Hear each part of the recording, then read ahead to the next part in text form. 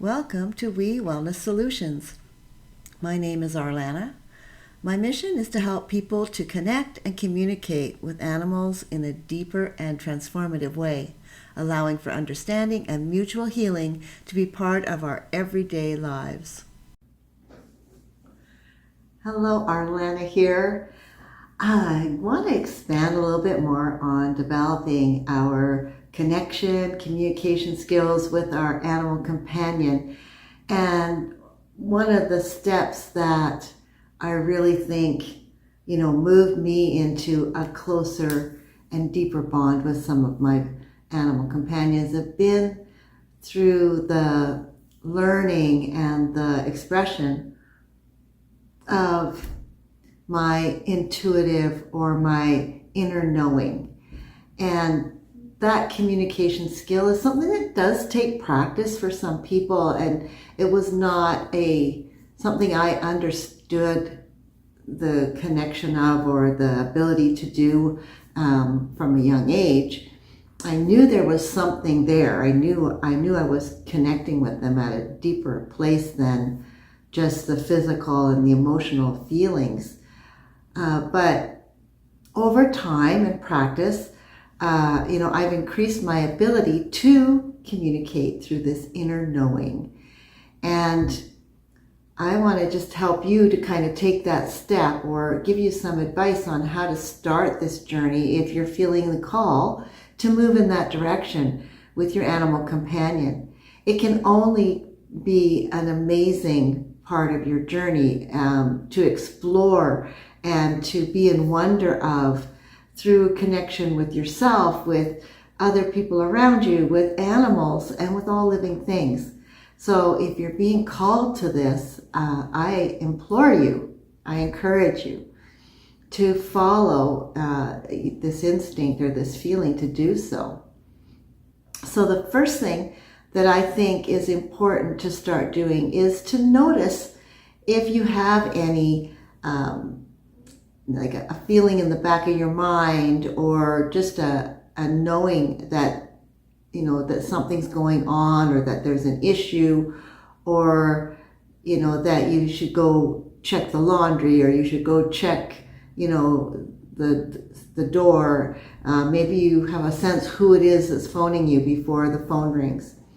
So these things are really powerful little, pokes at you to, use your intuition and discover what, where you're at and how you can develop this. The next thing I think you should do is to start documenting when these things happen.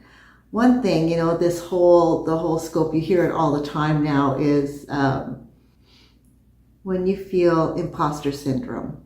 And one of the ways you can work through that and work past that is if you've been documenting it.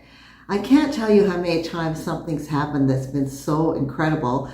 And I think, wow, I can't believe that I haven't been following this path. I haven't been, encouraging it, because I didn't feel comfortable. And I go back in my notebook and I read the things that I have documented that have happened. And for some reason, I've let them go. I haven't kept them in the forefront of encouraging me to move forward in my own inner knowing development. And so this is a very powerful thing, is document what you've been feeling, what you've been noticing, and how many times you're right. And what does that look like? What does that feel like? The difference between, just a guess and when it's more like you know it. And so a lot of people know these things through different types of knowing. It could be through just a feeling. It could be visualization. It could be hearing things. It could be, just a combination of all these things. And we all come into this on our own path and in our own way. But pay attention to that as well. What is stronger for you? Do you visualize things and see them in front of you? Do you get images in your head? Do you hear sounds? Do you smell something? Do you feel a presence? What is it that is the strongest way that you are receiving this information? The next thing, especially if you're trying to develop this with your pet in mind and trying to connect with them at this deep, deep level, is to practice mindfulness.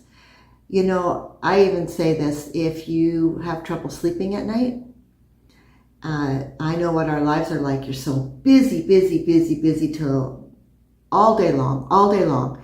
And then when it's time to go to bed at night, we have not given our mind a chance to process, a chance to go through everything we've been taking in all day long and express it and release it so that we can go to sleep. Because what's the biggest complaint when you go to bed? Oh, I couldn't stop thinking about this, I couldn't stop thinking about that. Well, we haven't given our brain time to process. So this is really important before we are going to go into a mindful state with our pet or go to bed or whatever, is we need to take some time to breathe and release the tension and the energy of the day and process some of the emotions and the things that are going to get in the way with us making that mindful connection with other people and with our pets. So mindfulness, being present, being aware, being truly focused on either the breath or our pet, and be present with them. This is so powerful, and it does take some practice. It's hard not to get off on some tangent of something else that's going on during the day, or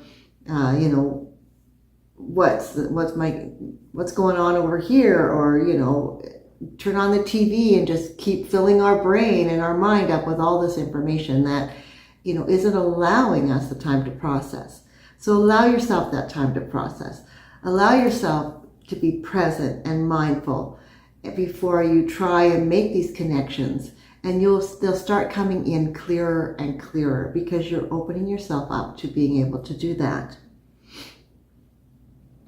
Another thing you can do is connect with your pet in these quiet times.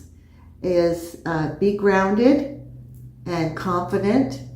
And I'll tell you this, just a very recent story. I'm working with an animal, a dog that I've been pet sitting, and was feeling a little anxious about her owners, her guardians being away.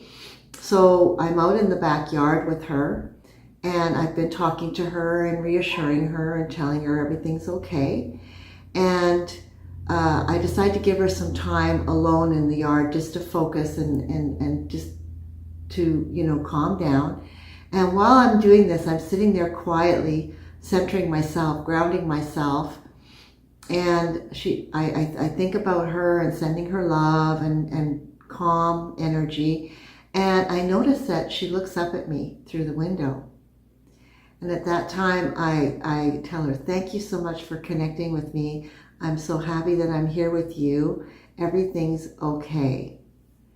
And I look at her and I said, show me that you understand. Please sit. And she waited a second, and then she sat down right there in front of, through the glass. I'm thinking this through in my mind, and I see her outside the glass, and she sits down, and she doesn't look away from me. And I knew at that moment that I had established an intuitive connection with her. And it was wonderful, because then she started to trust me, and she felt comfortable with me, and it was much easier to work through any separation and anxiety that she was feeling. It was a beautiful, beautiful experience. Another funny story, working with another little dog of my brother's, a beautiful little basset hound. And she had never, ever walked on a street where there were sidewalks. So for her to just stop, smell a little bit and just stop and go to the bathroom right there on the sidewalk didn't mean anything to her. She didn't know any better. She didn't know any different. So even though there's grass beside the sidewalk, she would just, go right there. So as we're walking, I start thinking, well, I've been connecting with her at home and talking to her in our walks. And I start telling her, you need to go do your business on the grass. You need to go on the grass. Well, next thing I know, she's turning her body and she's sniffing on the grass. And then when she finds us where she feels suitable, she would stop and go to the bathroom.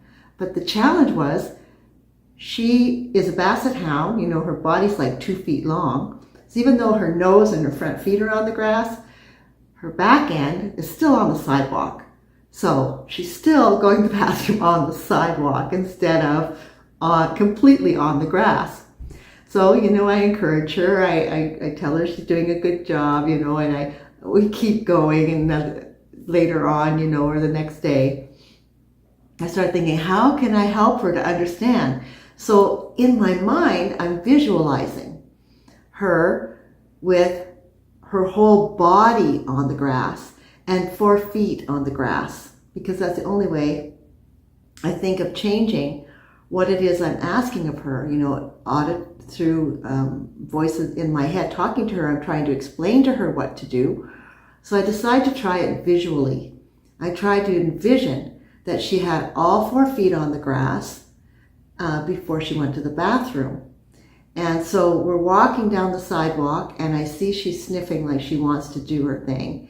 So I think about it and I think of her actually standing all 4 feet on the grass, and she moved her front feet onto the grass and then hesitated for a moment, and then she kept stepping forward till her whole body, all 4 feet were on the grass, and she did her business. So it was just so rewarding to know that she understood me. And for me, it was such validation that, that I had established this deeper connection with her. So just 2 quick little stories about how it can just happen so easily with your animal companion, and yet it really just takes some time, some practice, figure out what works for you and how your best communication is with them. So I encourage you to try these things and see how it helps you to build this better relationship with your pet. Just as I said, a relationship with our animal companion should be based on trust and love. And if you can communicate with them in a way that they understand, a way that they're used to communicating, they're going to accept and trust you so much deeper than if you're just raising your voice and yelling at them and giving them commands and talking so fast they really don't understand what you're saying. You're not making an effort to communicate with them from the heart space, from your intuitive self, through your actions and your thoughts.